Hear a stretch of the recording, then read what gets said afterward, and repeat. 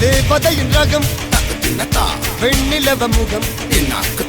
மூடியது ஏனோ கார்மேகம்